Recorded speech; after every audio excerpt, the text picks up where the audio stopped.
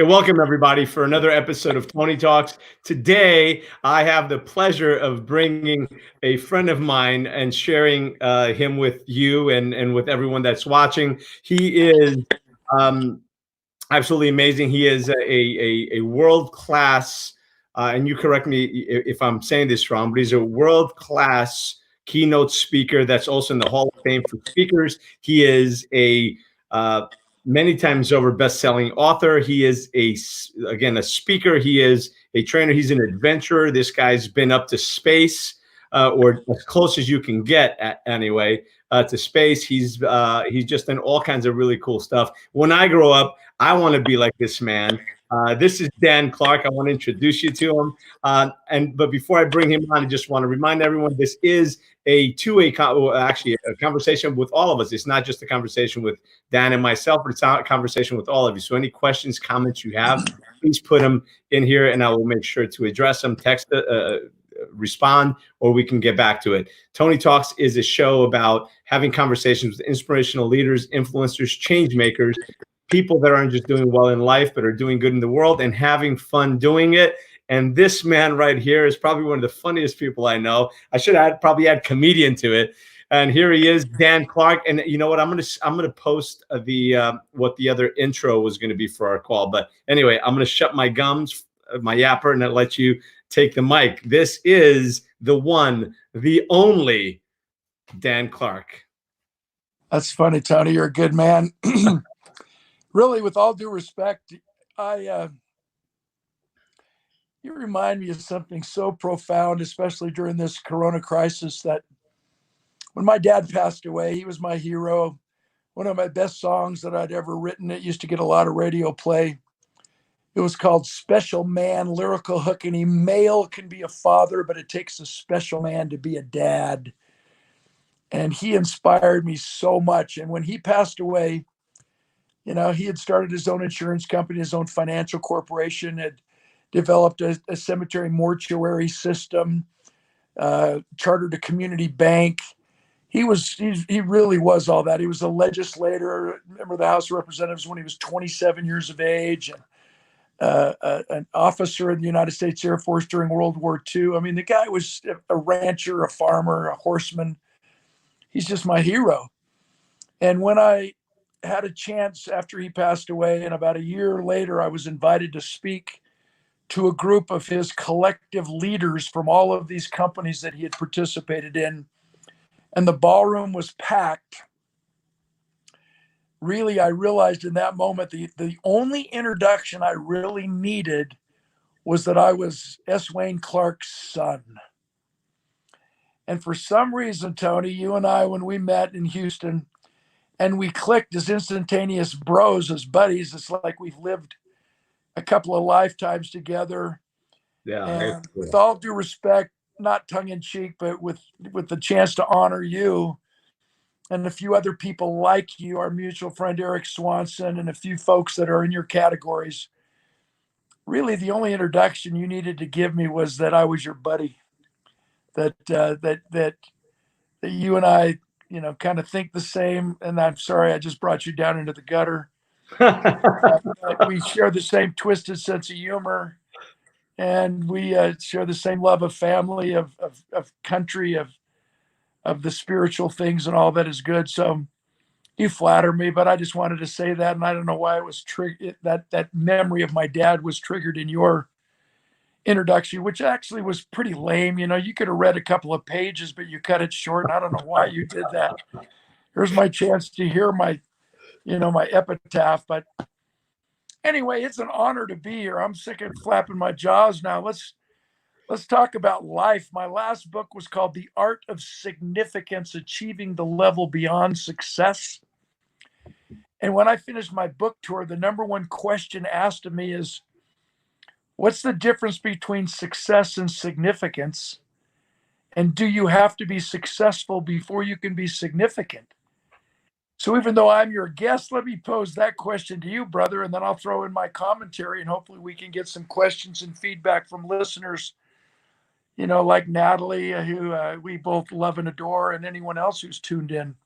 Yeah, I share this with a bunch of people. And by the way, Eric, if you're watching this, I want to bring it on. First of all, I want to give Eric a shout out. Eric Swanson from Habitude Warrior. That's how I met the great Dan Clark. Which, again, for those who don't know Dan Clark, look him up. To be honest with you, I was familiar with the name, but I didn't really know Dan Clark until that day. And seriously, when I grow up, I want to be Dan Clark. You go ahead and look this guy up, danclark.com. And, But be careful when you do. Be careful when you do, because you could realize, Tony, when you looked up my profile, my Wikipedia, or whatever you did, Tony, you sadly realized that we have the same parole officer, which had to shake your wife's testimony a little bit. Come on, man. Hey, listen, I will say that this guy's sense of humor, after we met that first night, we hung out for the next 2 nights, and it was it was great. We literally laughed all night, which is one of the reasons that, not just you and I, but with Mike and with Lisa and with everybody and with Natalie and everybody that was there, and Dana, it was such a great time. And when I this is so important. It's such a great time to bring you on, because we need a good humor. We need to laugh now more than ever, right? Because laughter is truly the best medicine. And I had Joseph McClendon on yesterday, which you might know who Joseph is. I think he certainly knows who you are when I told him you were coming on.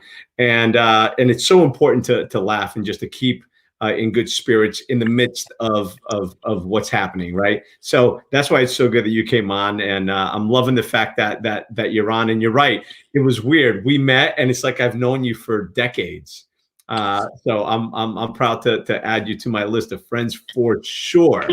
So let's talk. What's success to you, Tony? You're extraordinary. You were a great speaker. You illustrate with stories, which is my wheelhouse. My favorite speaker is always a storyteller. So let me put you on the spot. What do you think success is? And be careful, because I believe that we can achieve a higher level called significance. So let's talk about a foundation from which we can discuss, how to become the best versions of ourselves in every aspect of life. So, okay, great. Nice way of turning around the whole, question thing. But that's cool. This is fun. So success to me, it's actually morphed over the years, right? Success to me used to mean financial success. It used to mean being recognized. Used to mean more significance probably than it does today. But significance, we can get back to significance and what I think there's good and bad through it all. My definition of success came to me probably 20 some odd years ago when I first saw Tony Robbins speak. It was before I actually got involved in the Tony Robbins world, which I did 20 years ago. It was probably 4 or 5 years prior. I had gotten a glimpse into it. And his definition of success, which was mine for a very long time, was financial freedom, which was being able to do what you want, when you want, with whoever you want, for as long as you want, with whoever you want. That means total financial freedom, right? Of course, you get married and the whole whoever you want thing changes a bit. But that notwithstanding, I think that success for me is to be financially stable and financially free. That is success.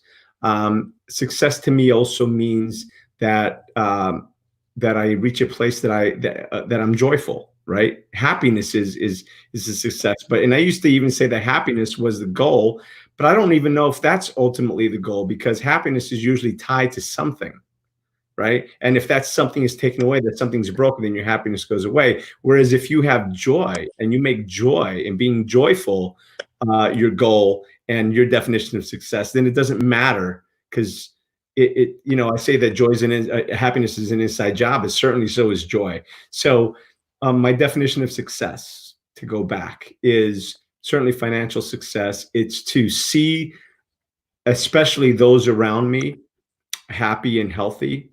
Is to not see anyone around me suffering. That's good. Right? Because if people around me aren't suffering, and that means people around me, meaning the people that I can have influence over, then I'm happy. Then I'm at a joyful place, and that's ultimately success for me. Is Okay. to know that the people around me and as many people as I can reach, because if I'm happy, then that means because I'm a bit of an empath, right? Uh, and if I'm happy, that means that nobody around me is suffering. I love it. I love it. So can I weigh in on a little bit? Please. So the way I answered that question, I love quotes, and they help define and kind of quantify a huge thought or philosophy. And one of my favorite quotes is, "It's hard to describe the land to a sea-based creature." In other words, we need a point of reference for us to understand. When we turn on the 10 o'clock news, we don't remember the facts and figures. We remember the interpretation of the facts and figures. What does it mean to us? So, in defining the difference between success and significance, excuse me, I related to my football days. I played football for 13 years. And when someone starts giving a seminar on goal setting, I always cringe because my point of reference is goals are only an excuse for the game. Mm. We play the game in between the goals. So if you go to a football game, you realize that there's a 60-minute game, and it's not just one big game. You are on offense or defense for 70 plays. And so what we have to understand when we're in the stands watching a football game, number one, not every play is designed to score a touchdown. One sets up another, which sets up another, which sets up another, and then somebody breaks. A running back or receiver breaks for 30 or 40 yards and scores that game-winning touchdown. Number two, momentum is only as good as your next play. We do everything in our lives, everything in the game to change the momentum, and then all of a sudden we lose it because we don't know what to do, which brings up the definition of time. If you think about it, today you've never been this old before. And today you'll never be this young again. So right now matters, and every right now matters, which means no matter what your past has been, you have a spotless future, which means you can't always control what happens, but you can always control what happens next. So in reality, if goals are only an excuse for the game and the only satisfaction or happiness, as you brought up the word, that you receive from your job is the paycheck every 2 weeks, your job sucks. Hmm. Most people hate their jobs. They only look forward to Friday instead of Monday. They think they're paid by the hour, when in reality, we're paid for the value we bring to that hour. And so if the national statistics and surveys indicate, which they do, that about 80% of American workers are not working in their dream job, they take that out on their family. They don't find time to serve their fellow men and women. They're not community activists. They don't participate in charity. They don't have time to get involved with something larger than themselves, and faith becomes a non-factor in their life. What would happen to the productivity in our organizations if we reverse that statistic and everybody loved, 80% of the workers loved their jobs, and they went home more joyful, using your words, and happy, and their relationships at home are not stressful. They're, oh my gosh, I had the greatest day of work. Let me tell you what happened, and then share what happened with your day. And that's not kicking the cat. That's spilling over to your relationship with your children and your neighbors, and service before self, and all those wonderful things that make America the greatest country on the planet. So I'm saying that what we have to do is focus on practice. Under pressure, we don't rise to the occasion. We fall to the level of our training.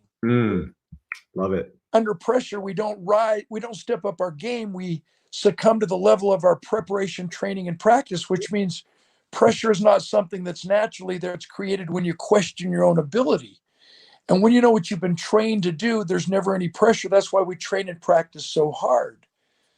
So as a football coach, as an assistant coach at a high school level for 6.5 years, we won the state championship once, but we were always in the playoffs, always playing at the highest level. And the biggest award of the year, because I was the MC, was the practice player of the year, the guy who never got in the game, but made everybody else around him better because he loved to practice. He didn't just run when the coach was watching. He gave it everything he had when less would be sufficient. he enjoyed the practice. He would be the guy in the workforce who loved the 14 days in the office or the 10 days in the office, and his paycheck every 2 weeks was just a report card of how much he enjoyed sacrifice and hard work and effort and discipline and opportunity, not entitlement. So having said that, success to me is a limiting belief, which was really originated by my dear friend, Stephen Covey. I live in Utah. I've known Covey since 75. He passed away. I'm great friends with his whole entire family. One of his daughters lives in our neighborhood. I honor Covey and his 7 Habits of Highly Effective People. But because of our relationship, he writes 7 Habits. We all have devoured that book. And all of a sudden, he writes his next book, The 8th Habit. I immediately emailed him, calm down. We don't need any more freaking habits. I've got 4 of the 7 down and I'm working on the other ones. And now you're going to give me brain damage, or as we say in football, drain damage. Calm down. And one of his 7 habits, obviously, is to begin with the end in mind, which is successful, and it's created a limiting belief. It creates complacency and it's held so many of us back. Because if you think about it, Tony, if we begin with the end in mind, it forces us to focus on a destination that's impressive, do our best to manage people and reward and reward results. Which means if our goal is to lose 22 pounds, and we usually gain 30 pounds back celebrating the destination. Right. When someone wins the lottery and wins $100 million, the statistics, they're not my statistics, you can look them up. Within 3 years, most of them are bankrupt, divorced, and the suicide rate is off the charts. What we have to do is understand this concept we call thermostat. So in our home, I'm in my library. I can just give you kind of a video tour, and we're going to talk about something that I really want to talk about, what I've learned from flying fighter jets going twice the speed of sound, catching 9.4 Gs. Talk about an exhilarating experience. Or in your terminology, talk about the thrill of a 90-mile-an-hour enema. I mean, let's just talk here. You're from Jersey. Before we go there, let's just talk for a moment. When we focus on the destination, it creates complacency. When we begin with the end in mind, it forces us to focus on a destination that's impressive. And the best way to explain that is through a thermostat. So here in my library, here in your beautiful home in Jersey, we have a thermostat, and a thermostat obviously is tied to our HVAC system, our air conditioning and heating system. And it regulates the temperature in each of our rooms or on each of the floors of our home. And when we set that thermostat at 72 degrees, if my library with the doors closed so you can't hear my dog in case someone comes to the front door, if the thermostat in my library is set at 72 degrees and it suddenly gets 75 degrees in here because I've closed the doors, that thermostat automatically triggers my air conditioning system, which goes full speed ahead until my room temperature is brought down to the set point of 72 degrees. The same holds true on a cold day. If it drops below 72 degrees, my thermostat automatically triggers the heating system, my furnace, to kick on and work full speed ahead until the room temperature comes up to my set point of 72 degrees. So in personal development and in self-esteem, in the process of self-worth, in the process of daily living, what happens is if our outside temperature is different from our inside set point, our inside set point, which is our self-image, our self-worth, will do everything in its power to bring our outside conditions back down to the level of our inside self-esteem. So if we achieve, and if we win $100 million, if we lose the 22 pounds, if no matter what happens in our outside world does not coincide and is not congruent with our inside core values, our belief, our habits, then eventually we're going to fail, and we're going to continuously perpetuate this lame limiting belief that I'm okay and I'm happy through counterfeit happiness, a quick hit, a dance, quick windfall in my business, whatever the sex, drugs, alcohol, rock and roll, whatever we want to throw into that equation. Our outside condition will be immediately brought down into who we really are. So we're fooling ourselves if we believe that we can create significance and enduring happiness by focusing on a destination. And I don't want to throw anybody under the bus, but I've interviewed some of the greatest people on our planet, some of the most famous, successful presidents of the United States. I've dined in the White House. Sheikh Nahyan from Abu Dhabi is one of our dear family friends.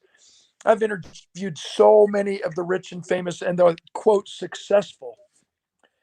And what happens is when you interview someone like Buzz Aldrin, who was the second man to walk on the moon, because he focused on the destination of walking on the moon, once he did, I mean, what else is there to live for? What do you want to do? Build a house on exit 19 in New Jersey? Hey. I'm just kidding you. Sorry. I don't want any hate mail. What's next? So within a few years after he walked on the moon, with all due respect, he was divorced, alcoholic, bankrupt, and homeless. So by focusing on the destination, by beginning with the end in mind, it automatically creates complacency. So as a professional speaker, going into work with these major corporations, and I've worked with most of the Fortune 500, when I'm on the conference call with the event planner and I say, what do you want me to talk about? Well, the usual adapting to change, resiliency, blah, blah, blah. But now the popular buzzword is, man, you got to help us deal with complacency. So let's talk about that for a moment. Because of the nature of the beast, sales is the greatest profession on the planet because we're all engaged in it, relationship selling. We have to sell ourselves to go on a date, sell ourselves to get a loan from a banker, sell ourselves in any aspect of our lives, not just selling a product or service in the marketplace. And what happens is those who are attracted to this amazing profession called sales are A-type personalities. They're self-starters. They're fired up to take a risk. They know they can make more money on commission than just catching an 8 to 5 salary with security. Let me work for the company for 30 years and you give me a gold watch. Not in my life. There's no more gold watches given out anyway. Exactly. So in the world of sales, the kind of person that you attract is exactly what we've described, which means that if you're their sales manager and you give him or her a sales quota, a destination, how often, because of their personality, do they achieve that quota by the 14th or 15th of the month? And then they just kick back and play golf and stop working and become complacent for the last part of the month. And then when the new month starts and the new destination, the new quotas put in front of them, the carrots dangling, they achieve it. And as soon as they achieve it, focused on the beginning with the end in mind, they become complacent. So one of my highlights of my life, I was the state Golden Gloves boxing champion. That's one of my favorite sports. There's artistry in it. MMA is just a couple of thugs beating the crap out of each other in a cage. Forgive me, but there's true artistry in boxing. And my hero growing up was Muhammad Ali. In 1988, I'm in Berrien Springs, Michigan, speaking at Andrews University. I finished my speech. I'm in the Union Building doing a book signing. Two lads walked by talking about Muhammad Ali had been on campus. I stopped in my tracks. I said, oh my gosh, where is he? Don't worry. He comes here every day. He lives here. So I finished my book signing and I say to the student body president who brought me in, hey, do you know where Muhammad lives? Yeah, he bought Al Capone's 80-acre ranch on the outskirts of town. I said, you own a Camry? He goes, why do you want to go there? I'm like, yeah. I said, you and your two buddies want to join me? Yeah. We pull up to his house. I said, are you guys coming? They're like, no. I said, the sign doesn't say no trespassing. The gate is open. It says, welcome. I said, come on. They said, no. I walk up the circular driveway, this mansion, this white column southern mansion. I knock on the door. His wife answers. May I help you? Yeah. Is Mohammed in? Says, yeah. May I tell him who's calling? I'm like, yeah, Dan. She goes and gets him. 6'3", 225-pound, larger than life, iconic hero, fills the door casing. I said, oh, he says, hey, come on in. I'm like, I'm here with 3 buddies. Can I invite them in? He goes, yeah. I'm like, they're like, no way. They dive over the bushes, run in, they slide into his front entranceway. For the next 5 hours, we're house guests of Muhammad Ali. We watch his greatest fights on his big screen. This is 1988. Parkinson's hasn't set in. He's doing magic. He feeds us. It was an amazing, talk about a once in a lifetime experience. We're done. He puts his big arm and his huge hand around me. He goes, hey, Danny, have any questions? I said, yeah, champ, you're 3-time world champion. That means you were defeated by 2 inferior opponents. Why? He said, I got complacent. I said, what do you mean? He said, when the fight started, I no longer held the title. I had put it up for grabs. And I'd forgotten that I had to fight as hard as I did the first time I won it to win it back. And how many times do we become complacent? So now back to full circle, the difference between success and significance. Successful people begin with the end in mind, and they do everything in their power to focus on a destination, do whatever they can to manage people and reward results. They do everything in their power to get what they think they want. Significant individuals, those of us who are striving to live lives of significance, focus on a journey. We begin with the why in mind, which allows us and inspires us to focus on a journey that's important, manage expectations, and reward effort, which means there's no destination. So successful people get what they think they want.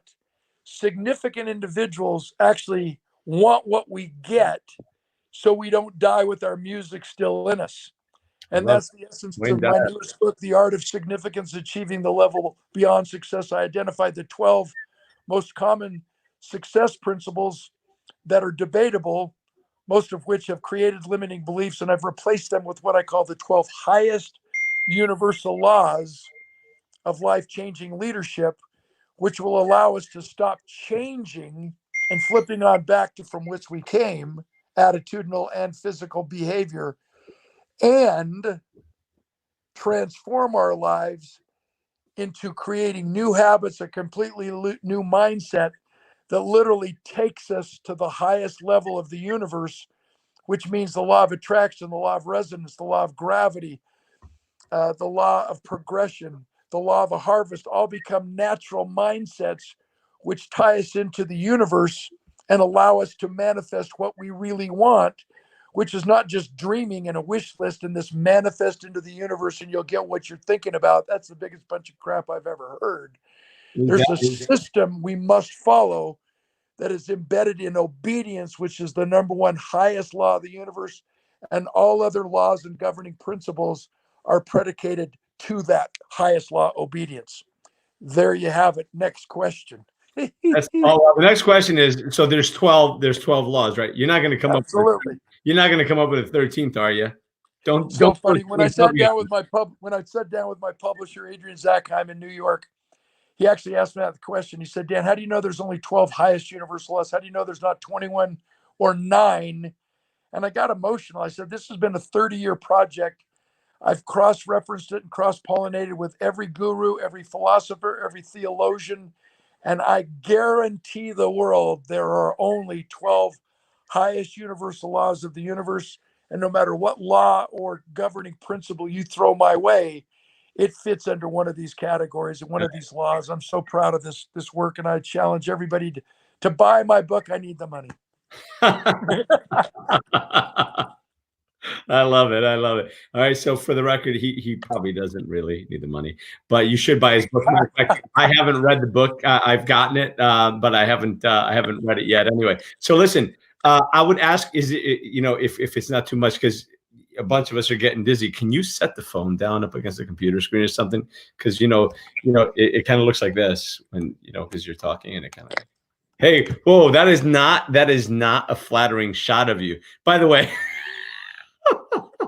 You know, that ticks me off. You're in shape. You probably have a gym in your house, and I'm saving my money for liposuction and a tummy tuck. Why did you bring that up? Listen, you know what's funny? Just Okay, there I go.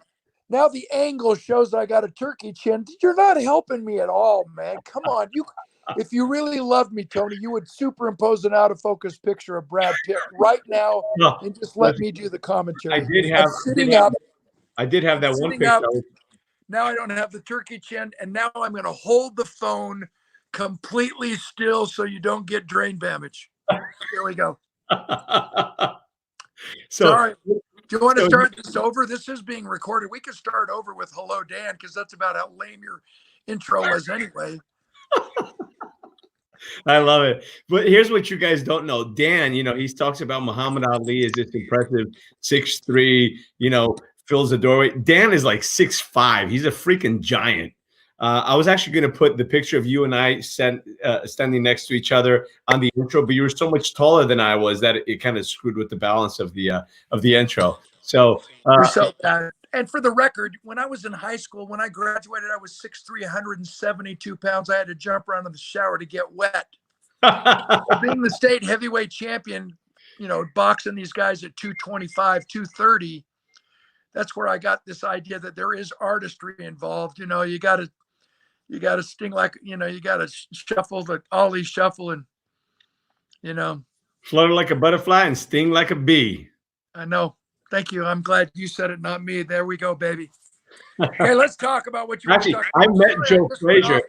Listen, it's so important to my mission. It's so important to my purpose in life that people actually know they can become a better version of themselves. It's not just about a wish list and blowing smoke into the universe. That's the biggest limiting belief we have. Is if I just hang around with people and talk about the right things and say, okay, I'm going to send that energy in the universe. I'm going to manifest. No, Bob Proctor keeps rolling over in his shoes every time someone tries to define his law of attraction in some mystical way. No, we don't attract who we want. We attract who we are. We attract what we believe we deserve. And then we must identify the correct one law of the universe or several laws of the universe that complement one another to take action. You think about it. If you sit around, if you're one of those people who sit around all day wondering if your glass is half empty or half full, half filled or half spilled, you've missed the point. It's refillable. Yes, freaking thinking love it. Positively or thinking negatively does not fill up the glass. The pouring does. It's easier to act your way into positive thinking than it is to think your way into positive action. It's not the sugar that makes the tea sweet. It's the stirring. It's the process. I love quotes. Just keep triggering that memory. Yeah, so do I. This is going to go well, bro. Listen, I say it all the time. I feel like my life is just a series of quotes. I can sit here and go back and forth with them. You know, I post quotes every single day, like 2 or 3 of them. People are probably tired of them. Sorry for filling your Facebook pages, but it's all positive stuff. So it's all good. Even though I had somebody troll me the other day on the positive quote, but it is what it is. But listen, while we're here, I just want to, you know, we were talking about Eric Swanson and how much of a badass and Mr. Awesome he is. And, you know, how, you know, we were at this amazing freaking event called the Habitude Warrior Conference. And, you know, I know he's not as good looking as you, but he wants to say hello. So I'm just going to bring him on screen. There he is. Hello, Dan. Look at that, man. He has an official microphone. Clark, so cool. Ladies and gentlemen, Dan Clark. Oh, he's singing. He's muted. I'm muted. I didn't hear him. I'm muted only for you, Dan. Everyone else can hear me. The whole world can hear me. Yes, we can. How you doing, Tony? Hey. I'm doing great. I can't hear you. What do I do? Read my lips. I cannot hear Eric. Hey, Tony. Let's do the. You really can't hear him, or you messing with him? No, I can't not hear him. All I see is this guy who looks like George Clooney with hair coming out of his shirt. I'll pull off and then I'll come right back on. Yeah, that might be what's going on. Yeah, that's funny. He's going to come back on because sometimes it's happened before where for whatever reason the connection didn't hit. So here we go. I'm going to bring him on again, but I really thought you were just ribbing him. Like, yeah, I feel bad. No. Here we go. Is this freaking thing on? Hey, You have a real microphone. I'm sitting here leaning over on my phone because Tony says I looked fat. This is not going well. No, the angle that he did, first of all, he was trying to make us all throw up on our keyboards and our screens because he was like talking and he's going like that. So I just want to make sure that I'm not good at this. That's the Dan Clark turbulence. You don't know that yet? No, exactly, man. And by the way, fat is only relative. He's not. Yeah, fat. that's so He's funny. very thin for a giant. I mean, he looks good. He is, and he is a freaking giant. That's what I was just saying. That he's standing next to him. He's like a foot taller than I am. You're so awesome and so positive. What you just said publicly was you don't much sweat much for a fat guy. I know, right? Look at this. Look how tall this guy is. It's amazing. Look at him. This is so fun. Hey, we're flipping the bird to everyone who's tuned in, man. Come on, let's get back down to the same size. Hey, thanks, Eric, for you missed it. I did not hear your audio, and all you looked like was George Clooney with some hair coming out of your shirt. Oh, it was awesome, man. No, that's not hair. That's my magic marker stuff. I dot the stuff right here. That's me, baby. Yeah, that's what I do. I was going like this, ladies and gentlemen, Dan Clark and Tony Rodriguez. That's what I was saying. Absolutely. So let's talk about you. Let's talk about you, guys. Eric. I didn't know you were joining us, and I already sucked up to you. I already complimented you. That's good to know. Can I give you a high five, Dan? Here we go. Yeah, please. There we go. The other way. Other hand. There we go. There we go. You guys are amazing. I just want to just jump in and pop in and do whatever this is. And I'm going on a show in about 15 minutes. Have you guys noticed that we, the three of us, I mean, leaders like you guys, I'm like surrounding myself with you guys, but leaders, we seem to be the busiest I've ever been. Have you noticed that? Like lately, like we're like I took a trip today. This morning I took a trip. It was awesome. I got dressed up. I put a backpack on. I told my boys I'll be right back, and I went over to the kitchen. It was awesome. It was an amazing trip. It was. I stayed there for the better half of the morning, and then I said, you know what? I better get to work. So I went over to the office. Here I am in the office now. But it's crazy, like how freaking busy we really are. Yeah. It's nuts. Well, listen, you're going to be busy again tomorrow because, by the way, for all those you're watching, Eric Swanson is actually tomorrow's. That ticks me off. He's taking my time. What's happening here? So Dan will be online. You can come in tomorrow and hijack him. You can come in. I will. I'm gonna Photoshop. I'll be the dude, not photobomb. I'll be the dude over his shoulder going now. Hey, you know how goals are very important, right, guys? So I just finished my goal list for today, and I accomplished it. Check it out. Make Dan Clark laugh. That is a yes, baby. Yes. Nice. See you guys later. Rock and roll. Woo-hoo! Hey, brother. You know, because of the nature of who Tony attracts apparently to this program, I don't have to go very far to get a good laugh. I just had my birthday on March 14th. You've already heard me say I'm so old. I've been over to pull up my socks, and I think, what else can I accomplish while I'm way down here? Let me share my newest nightmare. Oh, I just dropped my name tag. Sorry. You know you're old when you stand in front of the mirror naked and see your butt from the front. Oh, this is not going well, Tony.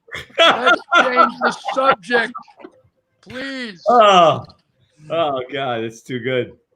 I want to respect Dan and your conversation. Sorry, I just want to jump in and say hi, and you guys are amazing. So don't leave on that note. Oh well, which note can I leave on? Yeah, we were talking about your butt. That's what I'm leaving on. Yeah. No, this is wrong. I'm so sorry. I'm so sorry.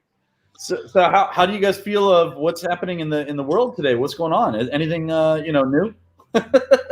Yeah, listen, I say it all the time. It's a good opportunity to connect with people. It's a good opportunity to make yourself better and really propel yourself forward and do the things that you said you didn't have time to do. I mean, for as bad as it is, I've been saying it for the last couple of days, that nothing unites humanity like a common enemy, right?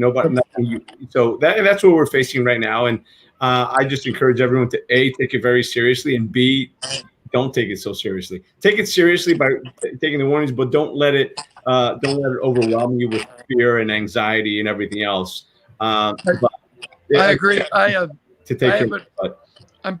going to post everybody who's listening in. I'm going to do a free webinar for about an hour. I don't know when I'm going to do it. Maybe Monday. I don't know. But one of the questions I'm going to ask, which is in response to your question, Eric, is if this crisis ended tomorrow, will you have taken the time to improve yourself while you had a chance? We think time is our ally, and time is our greatest enemy, because we always think we have more. We always think we have enough. We always can put it off and say, I'm going to do this tomorrow. I'm going to tell a loved one, a friend, how much I care about him or her. And that's one of the things that you have taught me, Eric, and I want the world to know. Wow. That you are exactly the same off stage as you are on stage. And I can't say that about a whole lot of folks. I'd throw you in that category too, Tony. Thank you. When you're a professional speaker and you see the ins and outs and the backstage people that we deal with, and those who have someone write them a powerful speech or make them funny and practice their comedic timing, and then off the stage they have no personality and they have no integrity or character. We've talked, about that several times, and the world needs to know that, Tony, I think that's why we connected. And Eric, your reputation of putting together these awesome events and then attracting the right people, not only attend them, but to be on the program and share your stages that you provide for us. We're forever grateful, but I love you for that. I honor you. And there's something about the quote, I'd rather see a sermon preached than hear one any day. I'd rather you would walk with me than merely point the way. Oh, wow. And I think that's you to a T, brother. So I appreciate you. And I hope you'll invite me on more of your stages, because it truly is an opportunity to meet guys like Tony and the other guys that we have hung out with in the last few events that we've done together that really are crazy enough, as Stephen Jobs says, we together are a collective little fraternity and sorority. You've assembled a group of crazy people who are crazy enough to believe we can actually change the world. And thank you for that opportunity, brother. I honor you. I love you. Oh, and man. I can't wait to be on the platform. I just want to hug you. You're the real deal. Everybody give him a hug. Give him a hug. Yeah, I'm going to give you a hug. Virtual hug, baby. We're hugging you. Give him a kiss, Eric. Give him a kiss. Yeah. What's up? Dan, man, I just got to tell you, Dan, man, that's cool. Dude, that was so nice of you. Honestly, man, like I learned this, this, man. I learned this from my father. You don't know my father, or you didn't know my father, but you actually did know my father. You know what I mean? Like you know him through me. And my dad, man, that's why I wear this. This isn't there you go. It's all about no drama, serve others, helping people, and acting, walking the walk and acting the way you really want to act at all times, right? Do it. And don't just say you're going to do it, just do it. And that's I appreciate you saying that, man. You know what? With you on, I know you have to jump off, but I want to just share one little personal story, because we were talking about the difference between success and significance, about getting what we think we want and then wanting what we get. And I wanted to share a personal story. So it's kind of an Uncle Dan story. And this young niece, she's 20 years of age, big time singer, songwriter, written with all the biggest names in country music. So when she would head to Nashville, she was an instantaneous celebrity. And because she was beautiful and talented, most of the lead singing bad boys of the band would fall in love with her. And the way hormones work, which I don't understand at my old age, she would also fall in love with them. And one day, as a conservative uncle, feeling compelled to give her some counsel, I said, hey, young lady, I said, you have everything you need to get what you want. But at some point in your life, don't you think you ought to pause long enough to make sure you're getting what you want and wanting what you get, so you don't die with your music still in you? Yeah. And it was like water off a duck's back. It was like my profound words were just bouncing off of her, going unnoticed, until one day I had an epiphany. And I sat her down and I said, hey, you're like a dog chasing cars. And she says, what do you mean, Uncle Dan? I said, you're like a dog chasing cars. If the dog chases the car and catches the car, what is she going to do with the car when she catches it? Just allow it to drag her down a road that she had not intended to go, and leave her in an emotional wreck on the side of the road, obviously in divorce. And the bells and whistles went off, and suddenly she stopped dating the bad boys of the band, realizing that part of the law of attraction and part of this this law of significance, living our lives at a higher level, as we said earlier, is not just attracting who we think we want, but attracting who we are, and making sure that our core values and our beliefs are deep enough, strong enough, and true enough to allow us to respond, not react, respond to rapid change. So those of us who are actually rising above this COVID-19, that are actually surviving and thriving in this time, are those who have always been true to our core beliefs, and basically are just saying crisis does not make or break the man or woman. It just reveals the true character within. Adversity really introduces us to ourselves. No one will ever know how strong we are until being strong is our only choice. I wanted you to hear that because you're nodding your head in agreement. And that's what I think of you, brother. That's the example you set to the world. And that's why it's such an honor to attend a Habitude Warrior meeting, which I highly, look at that. I highly recommend anyone to the sound of our voices. You know what? We're Check all, this out. what are we Tony, all doing? look at this, Tony. Nice. Hey, I know that guy. Tony made the mag. I made the magazine. Dan Clark didn't make this one for some reason. I don't know what happened. And I got to work a little harder, interview a few more folks, and have some more once in a lifetime experiences. But that's my new dream. Well, I'll tell you, man. Honestly, you guys are amazing. You really are. I think, let's make a commitment, the three of us, if we could. Let's do this. Let's do this again, the three of us, and I'll host it if you'd like. Yeah, absolutely. I think it's powerful. The three of us, we can change the world together. There's a great saying, which I'll butcher, I'm sure, is, if you want to go fast, go alone. If you want to go far, go with a team. Go with a team of leaders. And yeah. And I love that, Dan, you're amazing, man. You're such a soul of an awesome brother. I love you. I know, just to let you guys know, if you guys want to know this, if you come to see a Dan Clark on stage, on and off stage, same thing. He's amazing. And I've learned this about Dan recently, because I've had him on a few of my stages in Habitude Warrior Land. And what I've learned is I need to actually sell 2 tickets to go see Dan, to the same person. Okay, so you buy 2 tickets. You buy the ticket to go see him at the conference, on stage, off stage, and in the hallways, and just And then the second one is the comedy hour. That's literally a comedy 5 hours at the local, watering hole at the hotel. And I'm telling you, like, bartenders, they're like this. They're like, that was a good one. Tell me no.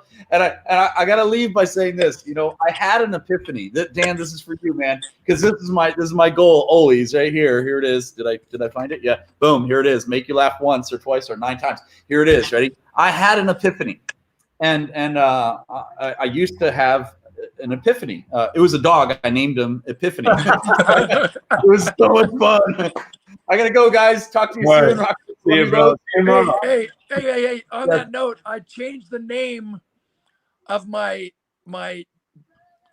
bathroom from John to Jim, so I feel a lot better about myself when I tell everyone I'm going to the gym. Going to the gym. I hear you. Sorry. I text myself. I text myself the other day something about. I was texting Frank Shankwitz, our buddy, Make-A-Wish Foundation, and it was something about I needed to give him. Oh, I remember what it was. Okay, so I'm meeting him to drop off something, in this time of need and so forth. And he's a good buddy of mine, good friend of ours, and Habitude Warrior. He started something called a Make-A-Wish Foundation. And I always love giving him, a present. I always show up with something really, really cool. And he, don't tell anyone, don't make this live.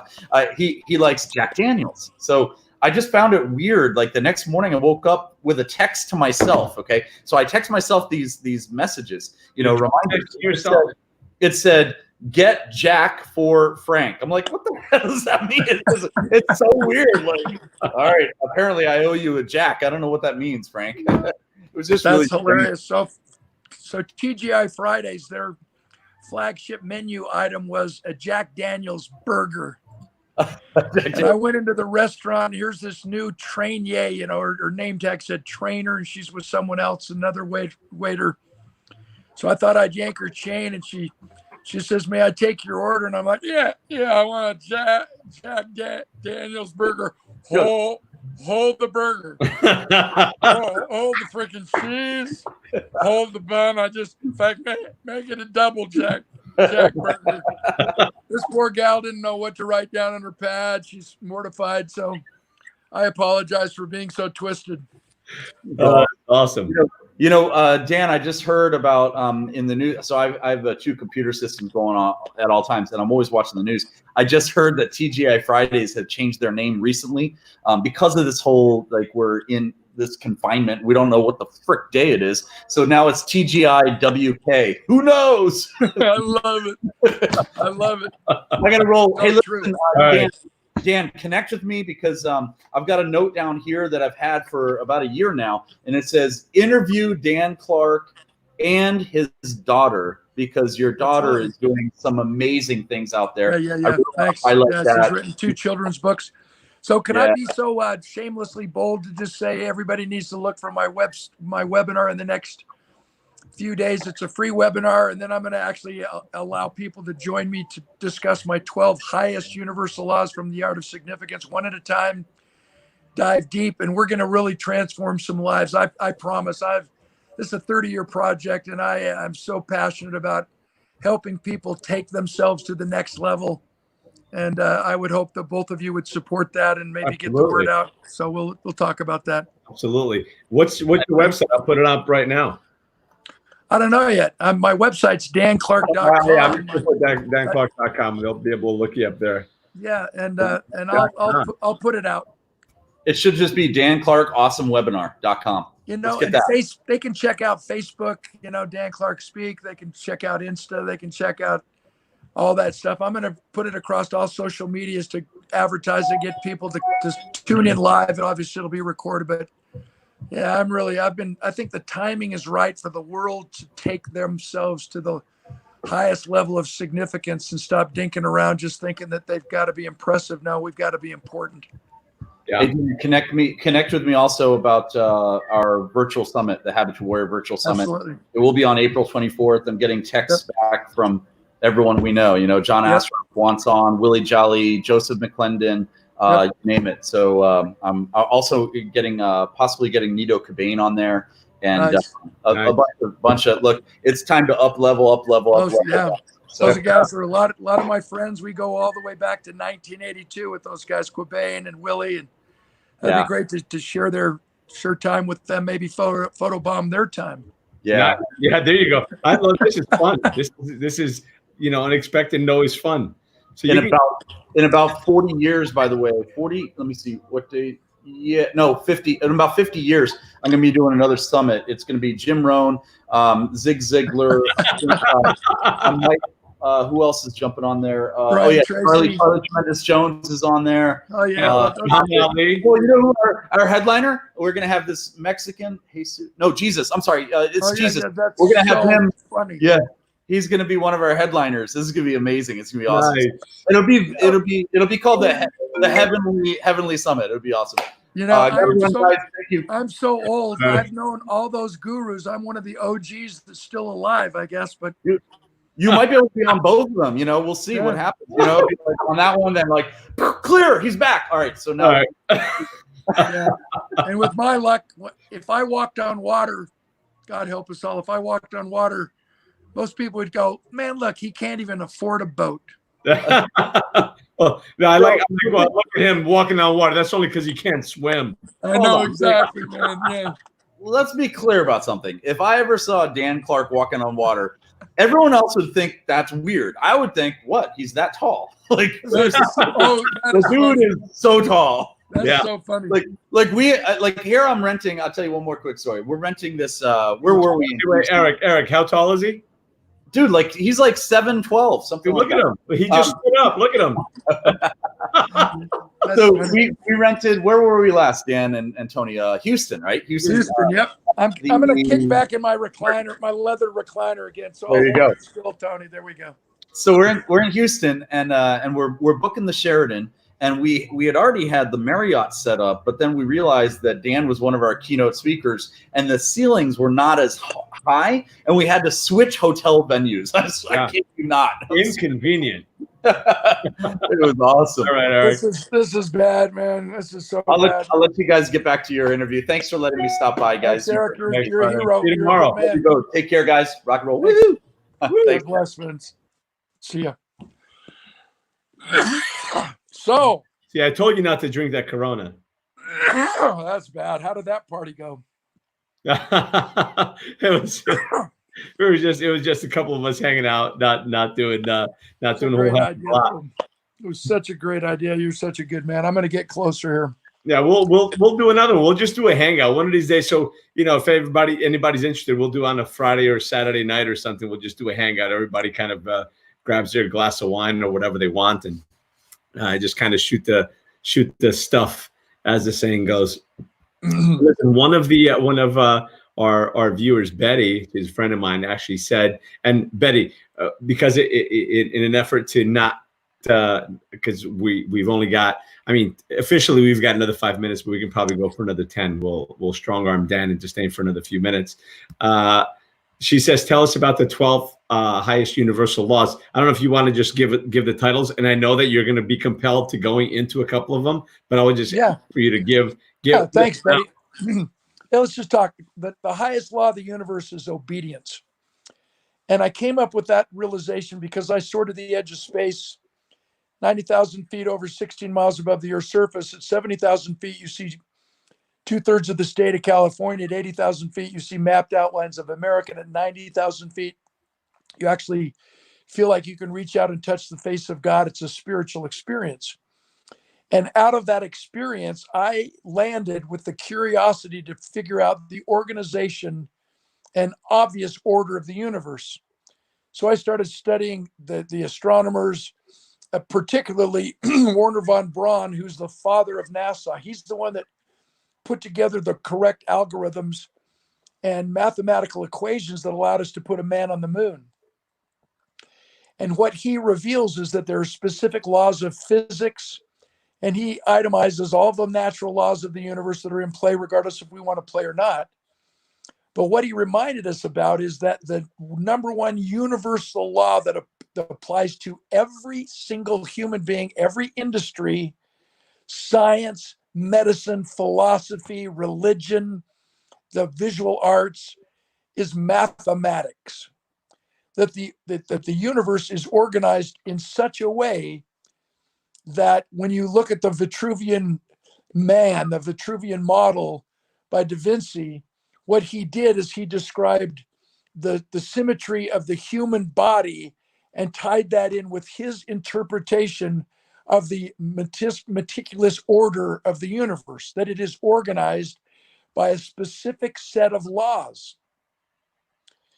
And it's from a football player's perspective, from an athlete who played at the highest level. In order to play the game, you have to know the rules. In order to win the game, you have to play by the rules. So why fight against the universe? So when we acknowledge, number one, that the universe was organized, that our world, our Earth, Mother Earth, was organized by a specific set of laws, and that when we first identify what those laws are and then commit to obeying that law, we can mitigate chance and almost guarantee that we will reap a specific reward tied to the obedience of that specific law. And conversely speaking, when we disobey that specific law, we can almost guarantee that we will suffer a consequence. So the highest law of the universe is obedience. And to test our obedience, we were given what is called free will agency. So we have the opportunity, not coerced or compelled by anyone else or any other force, to choose left or right, to choose good from evil if we know what it is, to make a choice. Free will agency always tests our obedience. And to guarantee that we would always have free will agency, that we would always have a choice, we were given what is called an opposition in all things. We must have darkness to appreciate the light. We must have sickness to appreciate the health. We must have justice to appreciate mercy. We must have death to appreciate the sanctity of life. And because we were left on our own to make these choices and to exercise our free will agency, not really realizing that the only thing that protects our free will agency is obedience. And if you disagree, visit a penitentiary. Because they exercised their free will agency and decided not to obey the law, they're suffering the consequence. You tie that into an age, which our society is so caught up in. I'm 21, treat me like a grown man. No, act like a flippin' man. We all know that there are certain individuals in our world, maybe in our own families, who should never be allowed to drive a car just because they turned 16 years old. They're nuts. Growing up has nothing to do with growing old, and growing old has nothing to do with growing up. You can be 60 years of age and lie in bed for one full year and you'll turn 61, big whoop. You can be 16 years of age and turn 17 and lie in bed for one full year, not do anything, play video games and complain and blame about life that I'm entitled. Everybody needs a trophy. Everybody deserves a trophy. That doesn't change one thing. So when we understand the significance of opposition in all things, and every person born into this world was not left on our own. We were born with an inherent ability to choose right from wrong, good from evil, truth from error. We commonly call this ability our conscience. And if you don't believe me that every person born in this world was born with a conscience, ask a teenager, if you had you for a child, would you be nervous? They all get this sheepish look on their face like, whoa, I wouldn't even let me go out. I would have been grounded since DNA. We all, in every culture, in every society, inherently know that you don't knock somebody out of a wheelchair. Inherently, we know that it's better to serve, that you give a chair up, a seat up to someone who's disabled or the elderly. We just all know that in every language, in every culture. It's just inherent. And because every one of us was born with a conscience, our conscience will never fail us. Only our desire to follow it decreases as we continue to do the wrong thing. So if all of us on this show, this Tony show, somehow gathered together in one location, we all walked into the same room at the same time, and the room stunk so badly that we immediately were kicked into gag reflex, and our eyes started to water, our noses started to bleed. Do you realize that if we all remained in that same stinky, smelly room for 5 minutes, it would no longer smell? We would have become desensitized and it became our new normal. What's happening with the movies we watch, with the movies we listen to, with the fake news we get from CNN? Don't even get me started, because I've been in locations in Iraq and Afghanistan. I've been in so many intense situations where I am an eyewitness to what happened, and our media misrepresents it based on confirmation bias. You tune into a show on TV and you notice, based on the policies, the political views, and the orientation of the producer and who decides who are the guests on that program, they completely skew the reality, and yet they're telling truth. But you can tell truth in a negative way and you can tell truth in a positive way. Is Michael Jordan one of the greatest entertainers, songwriters of all time? Yeah. Is he one of the weirdest ducks ever born on any planet? Yeah. Both are completely true statements. One's negative, one's positive.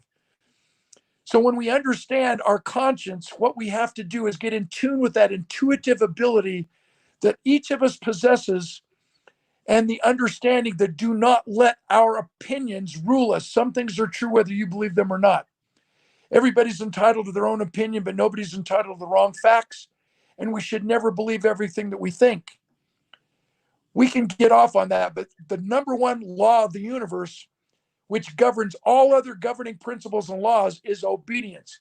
Law number 2, patience. No. The highest law of the universe is perseverance when it comes to resiliency. Patience allows us to never begin. Even in the Bible, it says patience is a virtue. Not always. Any virtue taken to the extreme can become a vice. Patience allows us to never begin, where we mindlessly wait our turn, believing that everything is meant to be, that there's nothing we can do to change it. No, perseverance is the highest law. Perseverance is patience with a purpose, where we don't reactively wait our turn. We proactively take our turn because we know why we should. And we'll dive deeper into patience. Change. No, change from the outside in is reactive change, and it creates pressure. Change from the inside out is proactive change, which creates power. And the way the way it creates power is when we realize that it's not change at all. It's stretching with the mantra, the only person we need to be better than is the person we were yesterday. Stop competing and comparing yourself against others, which gives us blaming and complaining and complacency. No, we need to take 100% responsibility for our lives, which is stretching. Law number 4 is trust predictability beyond faith and hope. And for those of us who are men and women of faith, I hope I don't get struck down by lightning. But if you think about it, faith without works is not faith at all. And hope is way overused. French Pascal, the French philosopher Pascal, the mathematician Pascal, he said, too many live their lives hoping to be happy, but because they only hope, they never really are.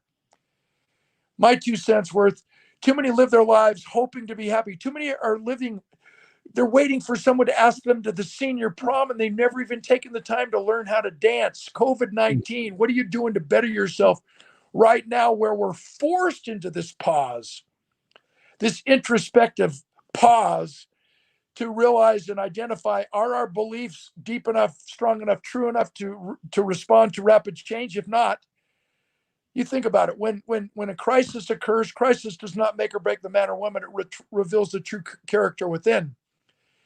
So when something happens and we say, I've hit rock bottom, in reality, no, we haven't. We've hit rock foundation. We've hit rock belief. We've hit the the baseline core values on which we were raised.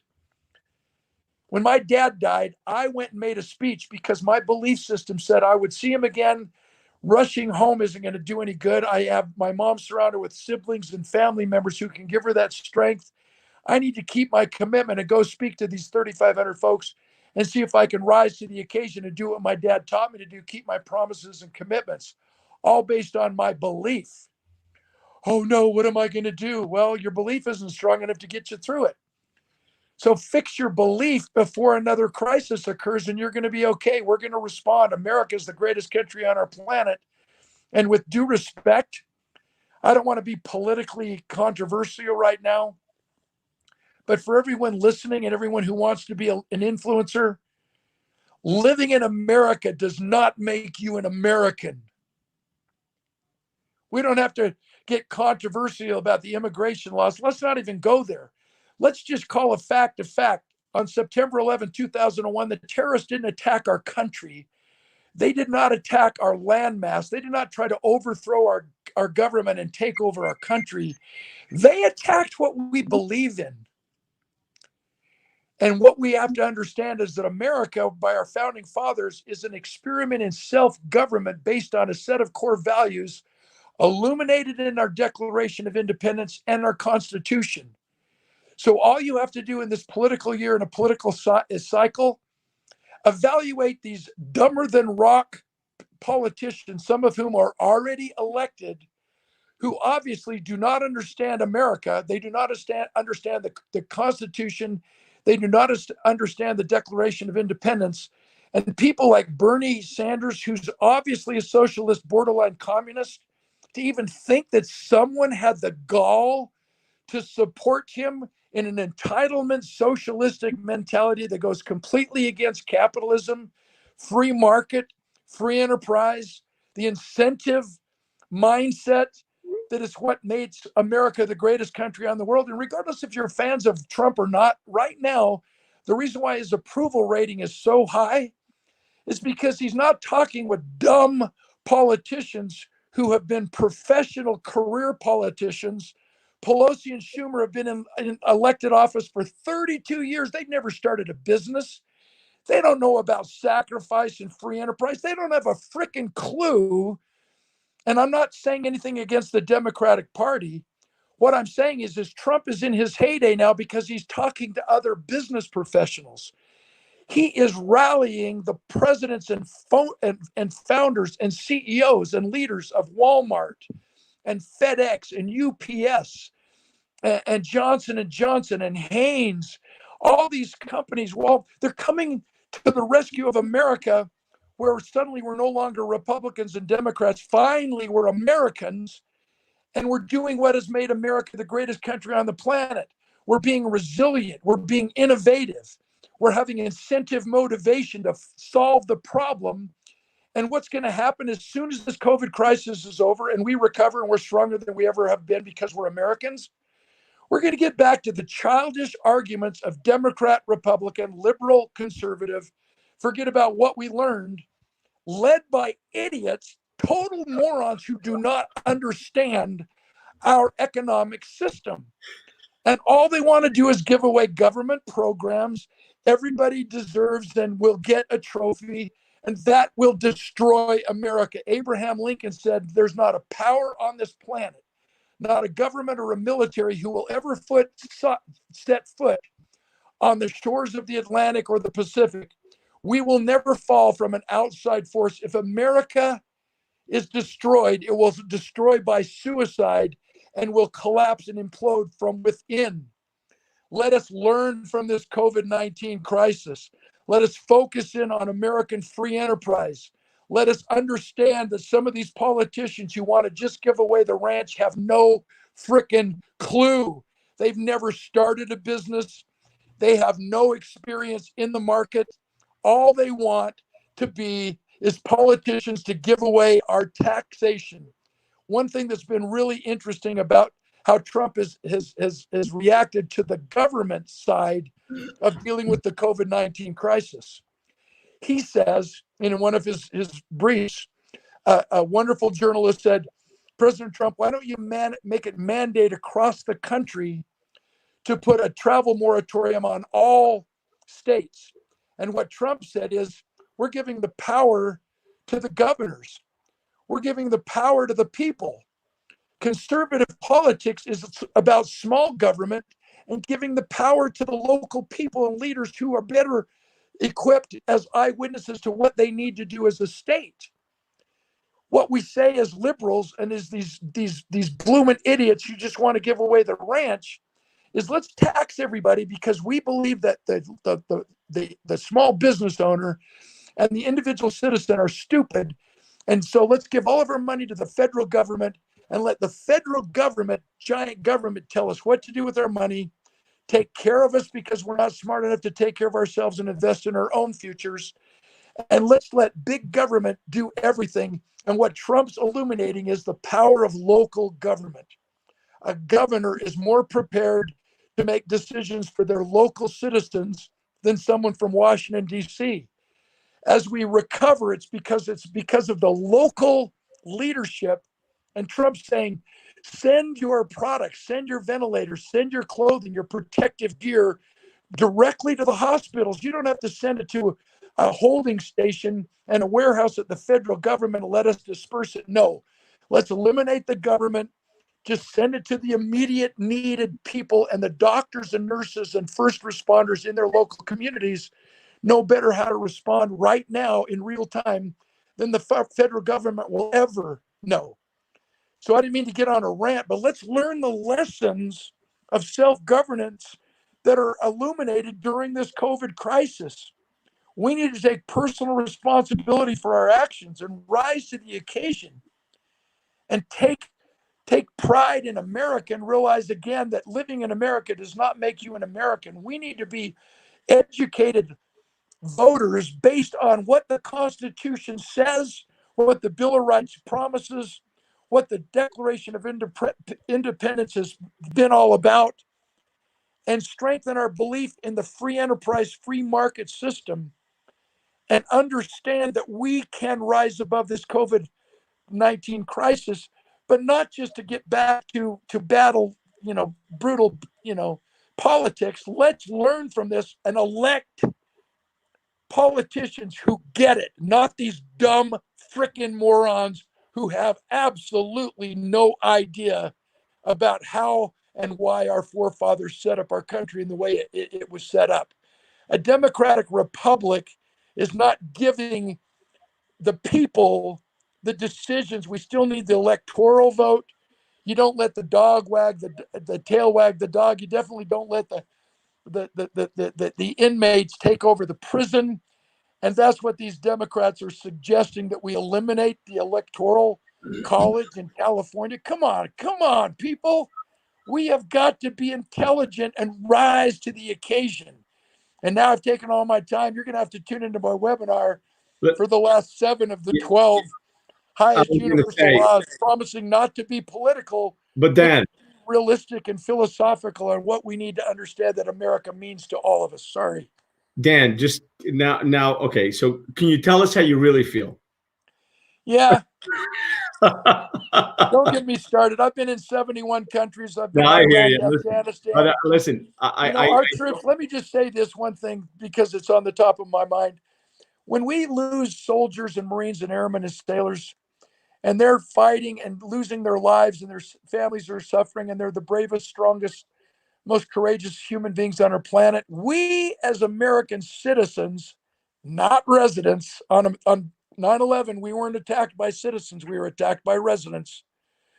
What we have to understand, and what I want to challenge your listeners in the world to understand, is we need to be that kind of a human being that our soldiers, Marines, and airmen and sailors believe is worth fighting for and dying for. Let us rise to the occasion and be that class human being that makes America proud and the greatest country on our planet.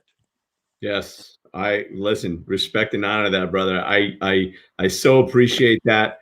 I honor you for your position, and again, I know that you go to many lengths, and I know that you've been over with the troops, and you've been there to support them and to inspire them and to speak life and hope into them. So I honor you for that. A lot of people that are watching this don't know who to the extent that you contribute, that you give back.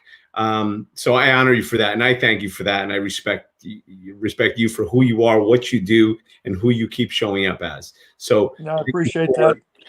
Thank you for everything that you do, for being here. But now you're gonna have to promise to come back, because we didn't do anywhere near enough jokes. I promise. No, I know. I got so intense about it wasn't about politics, ladies and gentlemen. You think about it. It was about reality. Yeah. Oh, I couldn't agree more. You know, the fox has been protecting the chicken coop for far too long. And you know, we've gone through a period of really awakening in many different levels. But anyway, listen, I'm gonna don't hang up. Yes, I'm going to, first of all, I'm just going to kind of close it up. I was going to say any parting words, but we can't go too much further.